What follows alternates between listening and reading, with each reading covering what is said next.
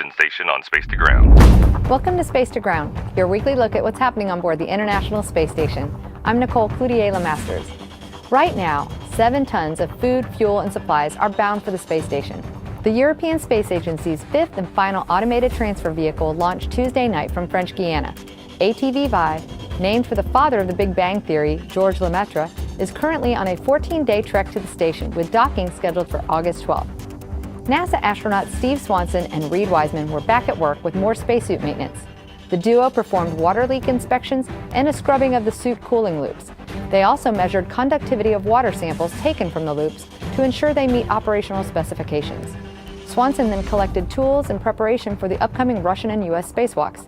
2 U.S. spacewalks are planned for the end of August for relocation, replacement, and reconfiguration tasks. Last week, the crew set a record for how much time they dedicated to science investigations. Typically, ISS crews are scheduled for around 40 hours of research per week, but they doubled that last week when the crew spent more than 83 hours on various experiments, from Skin B, which studies the aging of skin, to the 4 Shoes experiment, which helps optimize exercise sessions in microgravity. To learn more about how ISS research benefits life on Earth, visit nasa.gov/station-benefits.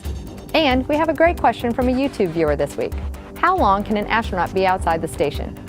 Typically, an astronaut can remain in a U.S. spacesuit outside the station for about 7 hours. But if required, a spacewalking astronaut could remain outside much longer if a task or contingency required them to.